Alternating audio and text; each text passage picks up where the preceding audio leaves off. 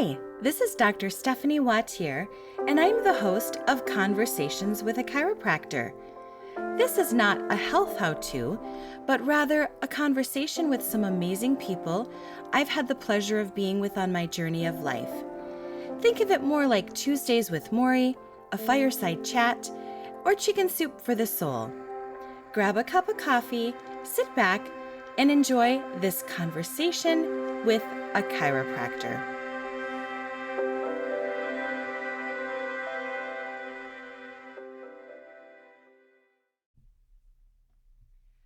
Kim, thank you so much for being on Conversations with a Chiropractor. You're welcome. So to introduce you to everyone listening, Kim, you are a craniosacral therapist, and you and I met 17 years ago when my son Noah had a traumatic birth, and everyone in the community said, you need to see Kim. So what would you tell our listeners about what craniosacral therapy is? It's very hard to explain, but I will do my best. So cranial is the head, and sacral is the tailbone.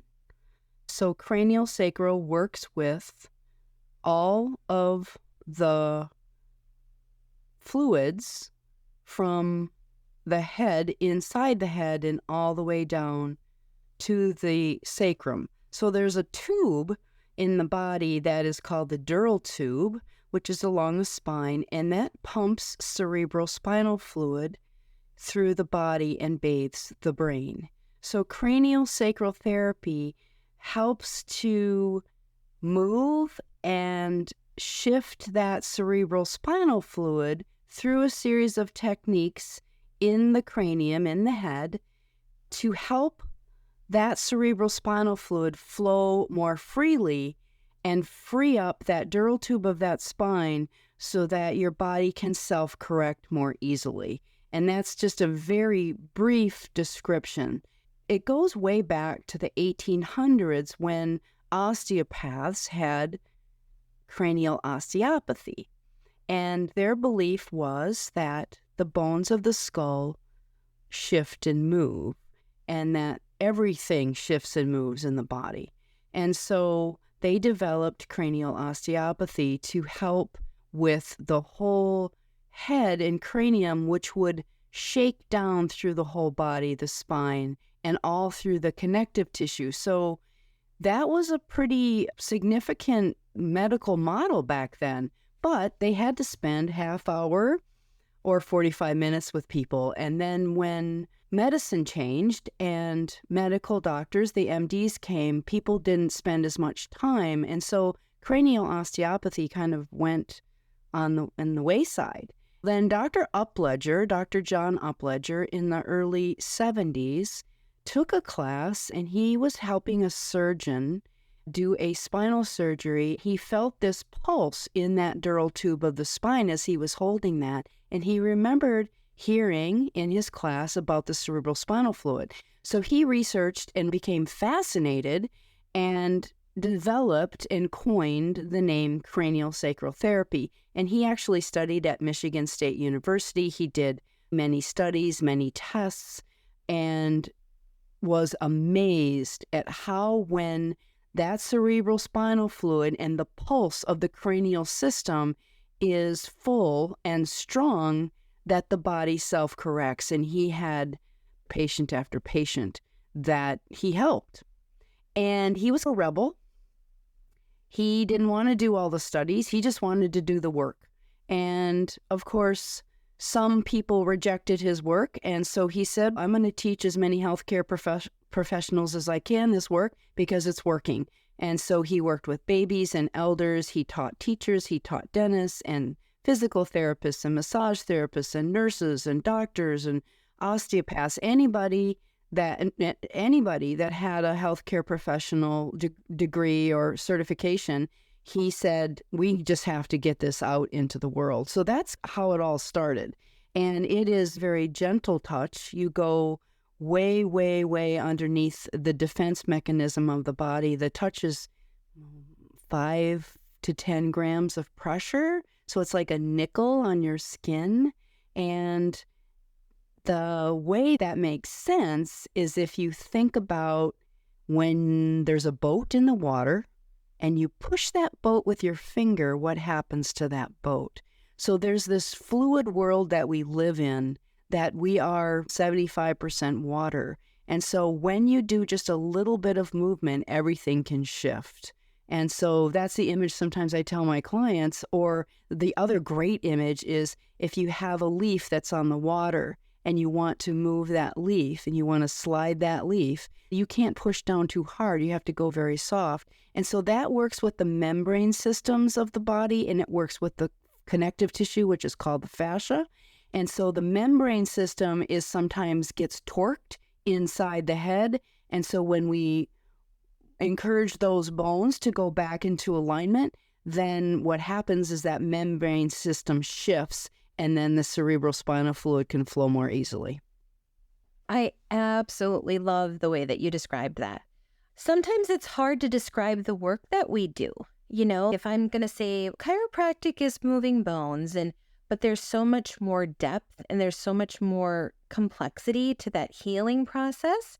So you and Kelly Griffin have a podcast called Yooper Wisdom, and you were talking about working with babies with colic. I work with a lot of babies with colic, and I usually tell the parents bringing them in that what I'm going to do as a chiropractor is clear the structure of their spine all the way up through that first cervical vertebrae in their neck, but they need probably to have more work done, and I send them to you. I send them for cranial work because my son's distorted facial features and structure, if we can physically see on the outside how someone, a child especially, is physically distorted, can we even fathom the depths of the distortion within that fascia, that connective tissue, the tendons, the bones, the blood vessels, the nerves? Like when we are in a state of dis-ease or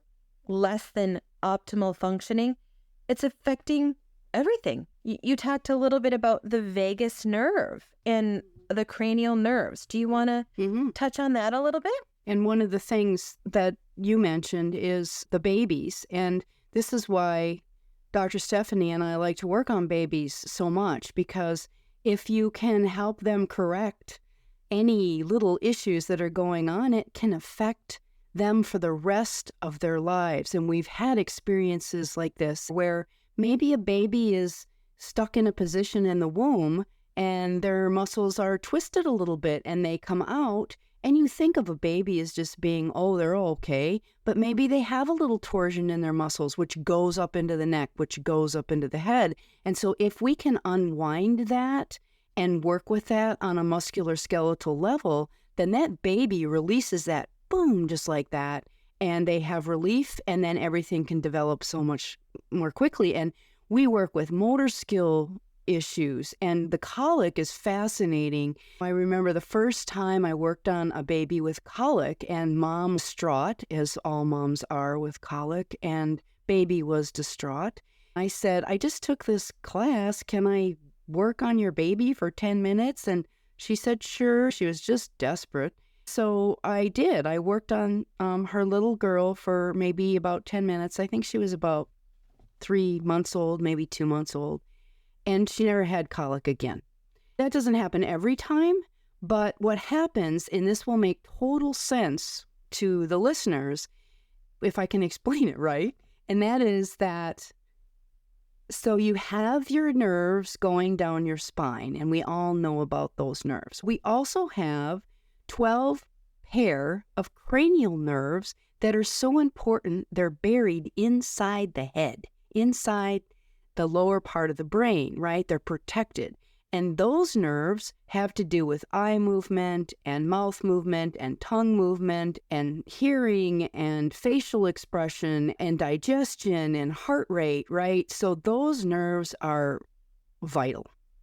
And if that skull gets turned or torqued, or the membranes inside get turned or torqued, then it can put pressure on those nerves. So one of the colic issues is the vagus nerve, which is one of the bigger cranial nerves. And that nerve is responsible for digestion, right? So here's a baby in the womb, and they come out, and they might come out naturally, or they might be vacuumed out, or they might be, have a cesarean or have some trouble. And so all those bones get squashed, as we know. That's why there's that soft spot up there on the top of the head.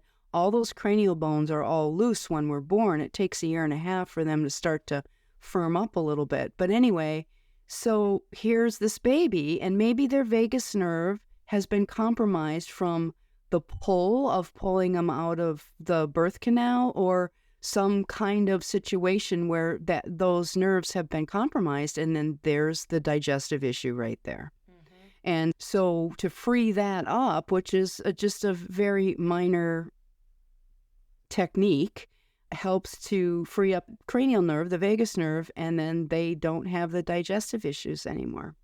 And it's life-changing.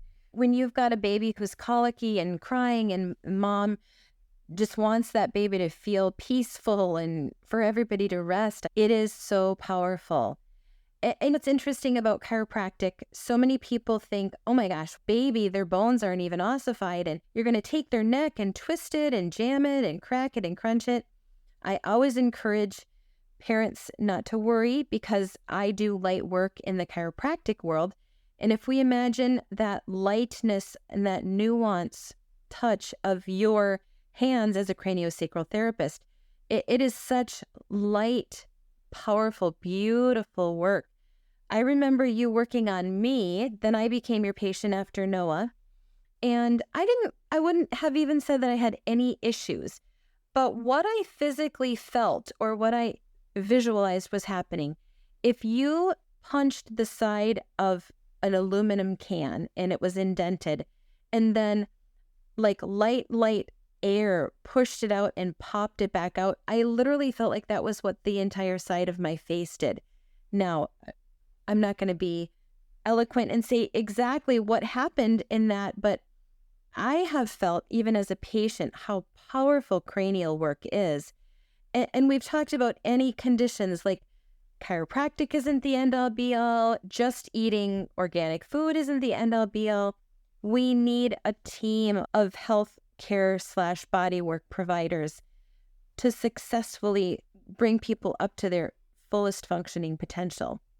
We go to the dentist, and we go to the doctor, and we go to the maybe physical trainer, and we go to the stores for our clothes. We have a team for our physical bodies on many levels. So this is just a preventative healthcare team where, if you go to your chiropractor and you go to your massage therapist or craniosacral therapist or acupuncturist, and you get involved in that, then you don't have those, hopefully you don't have those big issues later on. My husband's so cute. He'll say, how does anybody not get chiropractic and massage? How do they live their life and not get that? Why isn't this part of the healthcare system? And we're getting better. When I first started, people would still give an odd look with massage, and they still give an odd look with craniosacral, because they're probably craniosacral therapists that are certified. There's probably only, I don't know, I'm guessing 8,000 or 9,000 in the world right now. So yeah, there are very few of us that are actually certified in cranial through the Upledger Institute, through Dr. Upledger. Kim, would you say that most of those 8,000 or 9,000 practitioners who are certified under Upledger, are they mostly people who have started their training as a massage therapist? Or like you said, Upledger just wanted any profession, any healing arts? So would those people be in very diverse healthcare categories? Yes, diverse healthcare. Many physical therapists are very involved in craniosacral therapy right now.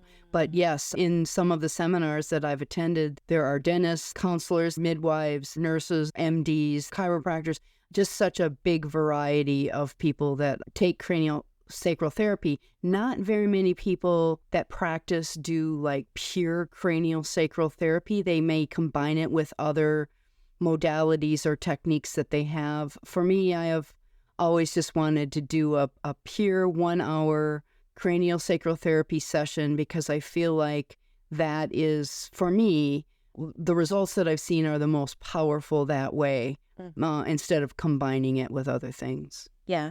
And you really have to have such, like, your intention is so pure. Your focus is like laser focused when you are working on someone. That atmosphere that you have, and that is what is so healing. It's truly amazing. Yeah. The whole environment is soft and safe and gentle. And then I just get out of the way. I just don't have an agenda for people, because their own inner being, their own inner physician is really the one in charge. So I just step back, I blend and meld with them as best I can, and then listen to what their body is telling me, just like you do, and go about doing certain techniques to help to find that self-correction and that relief. So many times people will sigh or take a really deep breath or yawn, or there's all these different indicators that us as people in preventative healthcare, alternative healthcare, we notice. And so that kind of guides us too. It's fascinating. It is fascinating. So remind me how long you have been in the healing arts. Thousands of lifetimes. But in this lifetime, when I was 21, I graduated with a degree in counseling. So that's part of the healing arts. And then actually 33 years as a massage therapist and craniosacral. And I practiced craniosacral for a long time. I didn't really become certified, but then I got antsy and wanted to do something significant for myself. So then I just got certified in it, and it was intense. It's an intense program. So as you and I talk about like different phases of our journeys of careers and life, several years ago, you came out with a book, and that book is available in a lot of local shops. And tell us a little bit about how you came to put that book together and what it was called. Okay, it's a fun story. I go up to our remote cabin, and there's no electricity. It's off grid, and you get really quiet, and nature is predominant. So I started writing nature stories up there. And so that got me thinking about the Upper Peninsula and how amazing and how fortunate we all are to live up here. And so one day I was at my office in town, and it was a snowstorm, and I was looking out the window, and all these trucks were going by. And they're all women driving them, one after the other, these big old trucks in the snowstorm. And I thought, what makes us women really want to live here? Like, we're different. There's not very many women in this country or the world that would volunteer to drive a truck in a snowstorm up in the remote woods. So then I thought, I'm going to have bonfires because it's fun, and party bonfires are really fun, and we'll just do the interviews around bonfires. So for a couple of years, we did interviews around bonfires of why women want to live in the UP, what their story is and their history. And then I sprinkled in some really sassy things in there, and also some nature stories that touched my heart. And I came up with Yooper Wisdom, or Yooper Women, Guts, Grit, and Grace, which I think we all have. And that book is actually on its second printing, and it's available at Michigan Made and Seiche on 3rd Street in Marquette, and Rewild in Marquette right now, and also in Newberry and various places in the UP. But it's a fun, different book. It's not one that you read from cover to cover. You can just pick it up and read it whenever. And it's great around the bonfire for camping. So this book comes out and you have all the success, and now you have started this Yooper Wisdom podcast, which, I mean, you could talk about, but I also want you to tie in now what you're going to be doing in the future with the Yooper Wisdom television show. Right. So one of my clients said to me, Kim, you got so much wisdom, you need to put it out there, just not one-on-one. And I knew she was right, but I was chicken. And so anyway, I had this woman that I met she read my book, and she's a film producer. And so she said, let's do a film. We got together and we did a documentary short film, and it actually was at the Fresh Coast Film Festival, and that was shown at that time. So anyway, we showed the film at the Fresh Coast Film Festival, and actually it was shown all over the country. and Hawaii and Toronto and Chicago and I think Detroit. And so that was really exciting. And while the film was being shown, PBS came up and said, would you be interested in doing a series, to the producer, Kelly Wolf Griffith. And she has Wolf Vision Productions is the name of her company. And so she asked me, and I said, why not? But we want to link it to healing, and we want to link it to a significant thing. And so we decided that we would take an initiate, we're calling him an initiate, a participant, not from here, and maybe somebody from the city, but somebody that's not scared to death of the woods, and take them out into the deep forest in a secret location and have 4 of us Yooper Wisdom keepers who all are in the healing arts, who all have deep knowledge about spirituality and nature, and immerse them in this situation and see how they transform. If they're having any issues, if they're depressed, or if they're stuck, or if they've had trauma or grief. Kelly's going to do a whole casting on that, and we'll find the right person and then take them into the woods and do some ceremonies, some drumming, some meditation, maybe some yoga, hiking and kayaking, and educating about the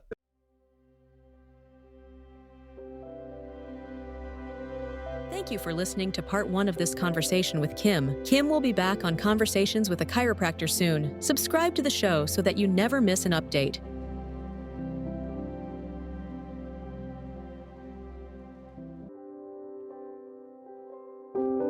It was such an honor to sit down and talk to Kim Kee, who I've known for so many years as a clinician and as a friend. And now she is delving into being not only a podcaster, but also a movie star. And soon she is going to have her own PBS series. So look out for this amazing team of women that includes my friend Kim Kee. Check it out, Yooper Wisdom Podcasts, and everything is produced by Wolf Vision Productions.